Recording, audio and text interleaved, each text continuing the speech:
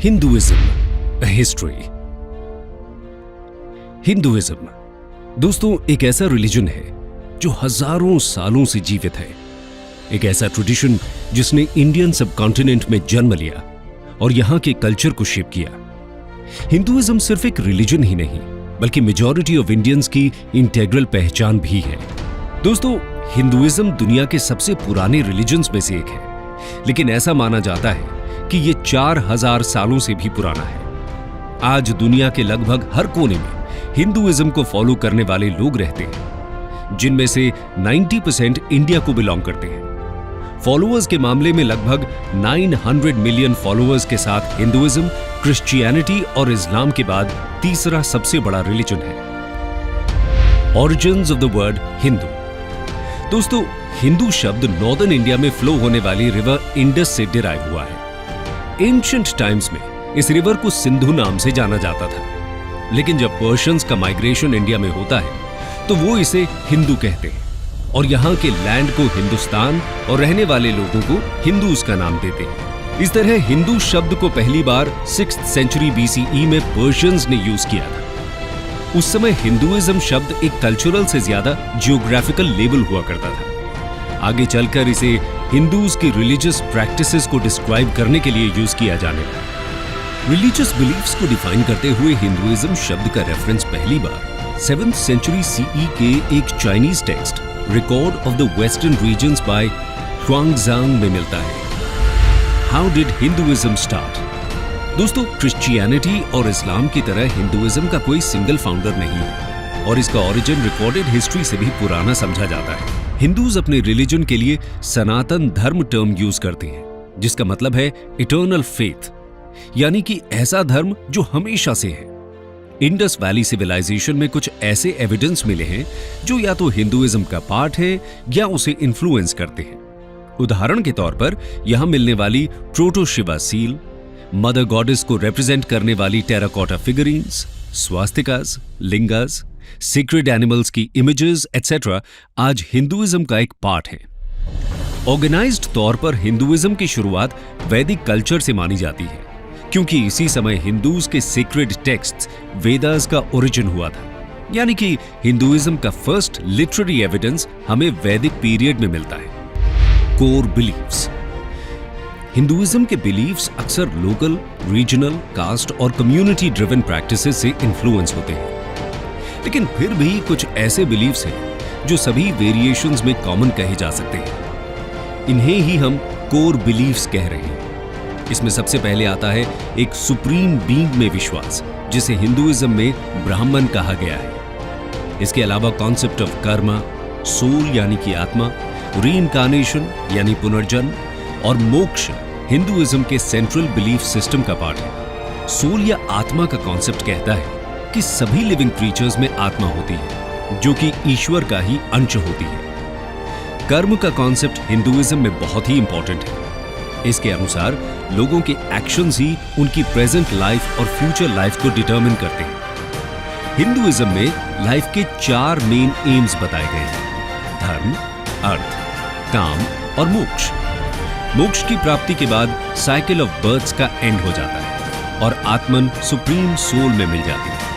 योग, जिसका अर्थ है यूनियन विद गॉड, भी हिंदुइज्म का एक इंपॉर्टेंट पार्ट है। लोगों को दुनिया भर में हिंदुइज्म का पता हो न हो, पर योग का जरूर पता होता है। Major gods, secret texts and different sects.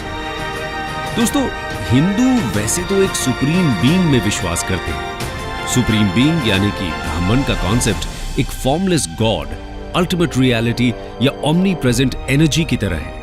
इसी के साथ साथ हिंदुइज्म में कहा गया है कि इसके अलग अलग रूप हो सकते हैं। यहीं से पॉलीथीइज्म का कॉन्सेप्ट आता है। हिंदुइज्म के अनुसार सब कुछ ईश्वर का ही एक अंश है और ये फॉर्म्स एंड अवतार्स मनुष्यों का भला करने के लिए लिए जाते हैं। इसी के साथ साथ हिंदू नेचर वर्शिप भी करते हैं। हिंदुइज्म में प्लांट्स से लेकर एनिमल्स तक सबकी पूजा होती है।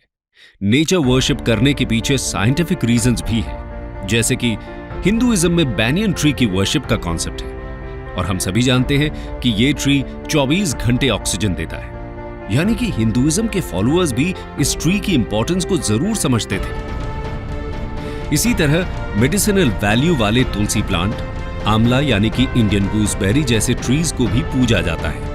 वहीं लेटर पीरियड में ट्रिनिटी का कॉन्सेप्ट डेवलप होता है। इसके अनुसार 3 मेजर गॉड्स हैं, Brahma the creator, Vishnu the preserver and Shiva the destroyer.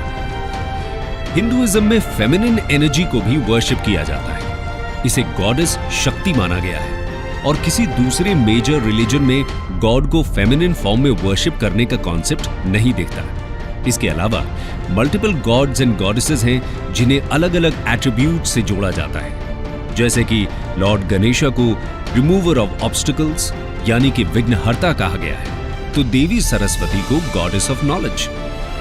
जिस तरह हिंदुइज्म का कोई सिंगल फाउंडर नहीं है, बल्कि मल्टीपल टेक्स्ट्स हैं जो हिंदुइज्म में सीक्रेट माने गए हैं। इसमें सबसे पुराने हैं 4 वेदास, ऋग्वेद, यजुर्वेद, सामवेद और अथर्ववेद। हिंदू मान्यता के अनुसार वेदास इटर्नल ट्रूथ को रिप्रेजेंट करते हैं और खुद ईश्वर ने इन्हें सेजेस यानी ऋषिज को रिवील किया था। इसके अलावा उपनिषद्स, पुराणास, एपिक्स, रामायण एंड महाभारत और भागवत गीता हिंदूज की मेजर होली बुक्स हैं। बाकी रिलीजन्स की तरह हिंदूज के भी डिफरेंट सेक्ट्स देखने को मिलते हैं। इसमें 4 मेजर सेक्ट्स हैं, वैष्णव, शैव, शक्त और स्मर्तस। वैष्णव लॉर्ड विष्णु को वर्शिप करते हैं, शैव लॉर्ड शिवा को और शक्त देवी शक्ति को। वहीं स्मर्ता ट्रेडिशन में 5 डेटीज को एक सुप्रीम बीइंग का पार्ट मानकर वर्शिप किया जाता है। इनके अलावा और भी बहुत सारे सेक्ट्स और सब सेक्ट्स हिंदुइज्म का पार्ट हैं। हिंदुइज्म में मल्टीपल सेक्ट्स का डेवलपमेंट तो हुआ है, लेकिन बड़ी बात यह है कि इनके डेवलपमेंट में कोई हिंसा यानी वायलेंस देखने को नहीं मिलती। सभी सेक्ट्स एक दूसरे के साथ पीसफुली कोएग्जिस्ट करते आए हैं। इसकी बड़ी वजह यह है कि सभी हिंदू सेक्ट्स के कोर बिलीफ्स सेम ही हैं, evolution of Hindu social systems. दोस्तों, हिंदुइज्म में सोशल ऑर्डर की फाउंडेशन वर्ण सिस्टम से बनती है। वर्ण सिस्टम का ओरिजिन ऋग्वेद के पुरुष सूक्त में मिलता है। इसके अनुसार सोसाइटी को 4 वर्णास में डिवाइड किया गया है, ब्राह्मण्स, क्षत्रियस, वैश्यस और शूद्रस। ये डिवीजन कर्म के बेसिस पर किया गया था, जिसमें इंटेलेक्चुअल और स्पिरिचुअल एक्टिविटीज में काम करने वालों को ब्राह्मण कहा गया, पब्लिक को प्रोटेक्ट करने वाले यानी कि वॉरियर क्लास को क्षत्रियस, स्किलफुल प्रोड्यूसर्स को वैश्यस की कैटेगरी में रखा गया और अनस्किल्ड लेबरर्स को शूद्रस बोला गया। लेकिन आगे जाकर यह सिस्टम रिजिड होने लगा और बर्थ के बेसिस पर डिवीजन शुरू हो गया। इसके अलावा बहुत सी क्लासेस को वर्ण सिस्टम से बाहर रखा जाने लगा और उन्हें अनटचेबल्स मान लिया गया। इन्हें केवल मीनियल जॉब्स करने की अनुमति दी जाती थी। उसके बाद वर्णस में भी सब डिवीजन होने लगे और कास्ट सिस्टम यानी कि जातीज का डेवलपमेंट शुरू हो गया था, जिसकी वजह से सोशल सिस्टम बहुत ही कॉम्प्लेक्स हो गया। इस कॉम्प्लेक्सिटी की वजह से ही 6th सेंचुरी बीसी में बुद्धिज्म और जैनिज्म जैसे डिफरेंट रिलीजियस ट्रेडिशंस पॉपुलर होने लगते हैं। एक वक्त पर बुद्धिज्म और जैनिज्म का दबदबा पूरे इंडियन सब कॉन्टिनेंट में हो जाता है और हिंदुइज्म कुछ हद तक डिक्लाइन होता दिखता है। लेकिन एक बार फिर हिंदुइज्म को रिवाइव करने का काम भी शुरू होता है, revival and reform in Hinduism. दोस्तों, इतना पुराना रिलीजन होने के बाद भी हिंदुइज्म आज तक सरवाइव कर रहा है। इसकी एक बड़ी वजह यह है कि समय समय पर हिंदुइज्म में रिफॉर्म्स लाए गए और इसे रिवाइव किया जाता रहा। फिर चाहे वो 7th से 8th सेंचुरी के बीच शुरू हुए साउथ इंडियन भक्ति मूवमेंट के द्वारा किया गया हो या फिर अलग अलग आचार्यस के द्वारा। भक्ति मूवमेंट के दौरान अलवर्स और नायनार सेंट्स ने रिजिड कास्ट सिस्टम को चैलेंज किया, साथ ही रिचुअल्स और रिलीजियस प्रैक्टिसेस को भी सिंप्लीफाई करने का काम किया। उनके प्रयासों से ही हिंदुइज्म बुद्धिज्म और जैनिज्म से मिल रहे चैलेंजेस को मात दे पाता है। इतना ही नहीं, हिंदुइज्म समय के साथ लोकल कल्ट्स और डेटीज को भी अब्सॉर्ब कर लेता है। यहां तक कि बुद्ध को भी विष्णु का एक अवतार बताया जाता है। यह स्ट्रैटेजी भी हिंदुइज्म के सर्वाइवल में इंपॉर्टेंट रोल प्ले करती है। हिंदुइज्म को रिवाइव करने की बात हो और आदि शंकराचार्य का नाम ना आए, ऐसा तो हो ही नहीं सकता। शंकराचार्य ने 8th सेंचुरी एडी में हिंदुइज्म को रीऑर्गेनाइज और रिफॉर्म करने का काम किया। इन्होंने इंडिया के 4 कॉर्नर्स में मॉनेस्ट्रीज एस्टैब्लिश की थी, जिन्हें मठस या पीठस कहा जाता है। इन्हें हिंदुइज्म के 4 धाम कहा जाता है। इस तरह उन्होंने जियोग्राफिकली भी हिंदुइज्म के फॉलोअर्स को जोड़ दिया था। इसके बाद मिडीवल पीरियड में जब इस्लाम ने हिंदुइज्म को चैलेंज करना शुरू किया, तो निर्गुण और सगुण भक्ति सेंट्स ने हिंदुइज्म को पॉपुलर बनाए रखा। इसमें रामानंद, कबीर, नानक, मीराबाई, तुलसीदास जैसे सेंट्स का योगदान रहता है। अगर मॉडर्न पीरियड की बात करें तो राजा राम मोहन रॉय, स्वामी दयानंद सरस्वती और स्वामी विवेकानंद जैसे रिफॉर्मर्स ने हिंदू ग्लोरी को एक बार फिर से रिवाइव किया था। 19th सेंचुरी में इन सोशो रिलीजियस रिफॉर्मर्स की वजह से क्रिश्चियन मिशनरीज हिंदूज को कन्वर्ट करने में बहुत ज्यादा सफल नहीं रहते। स्वामी विवेकानंद ने 1893 में शिकागो में ऑर्गेनाइज्ड वर्ल्ड रिलीजियस कॉन्फ्रेंस में जाकर वर्ल्ड स्टेज पर हिंदुइज्म की फिलॉसफी को पॉपुलराइज किया। स्वामी जी की स्पीच पर कमेंट करते हुए एक अमेरिकन न्यूज़पेपर ने लिखा था कि ऐसे रिच रिलीजियस ट्रेडिशन वाले देश में क्रिश्चियन मिशनरीज को भेजने की क्या जरूरत है।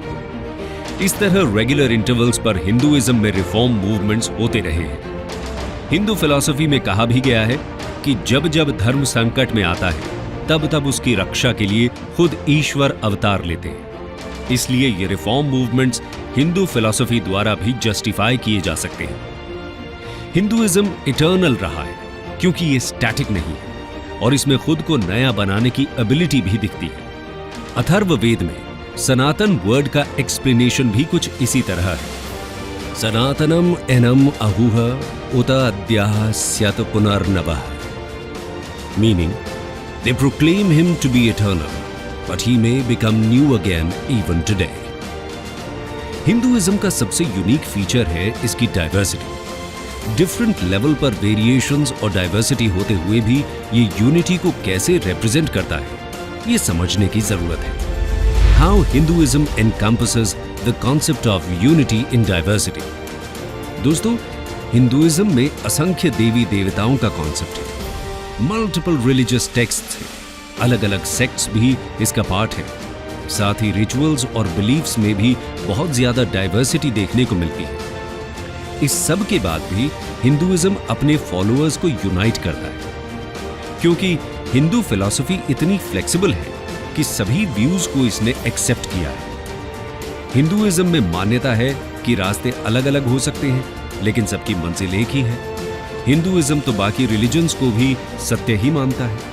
इसमें कहीं भी ये कॉन्सेप्ट नहीं है कि हिंदुइज्म के अलावा जो रिलीजन्स हैं वो ईश्वर की प्राप्ति का मार्ग नहीं हो सकते। इसी वजह से हिंदुइज्म को एक टॉलरेंट रिलीजन भी बोला जाता है। लेकिन टॉलरेंट शब्द इस कॉन्सेप्ट को जस्टिफाई नहीं करता, क्योंकि हिंदूज न सिर्फ दूसरे रिलीजन्स का सम्मान करते हैं, बल्कि उन्हें भी हिंदुइज्म की बराबरी पर ही रखते हैं। इसलिए हिंदुइज्म में फोर्स्ड कन्वर्शन का कॉन्सेप्ट भी नहीं आता।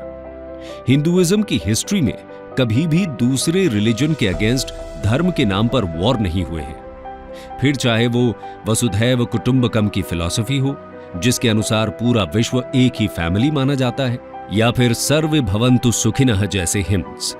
हिंदुइज्म हमेशा ही सबके कल्याण की बात करता आया है। हिंदू होने के लिए ना तो किसी एक भगवान की वर्शिप करना कंपलसरी है और ना ही किसी मंदिर में जाना। यहां तक कि किसी एंशिएंट स्क्रिप्चर की स्टडी करना भी मैंडेटरी नहीं है। एक रिलीजन से ज्यादा ये अ वे ऑफ लाइफ की तरह डेवलप होता है। लेकिन समय के साथ दूसरे रिलीजन्स का डेवलपमेंट शुरू होता है और ये सभी हिंदू वे ऑफ लाइफ को चैलेंज करते हैं।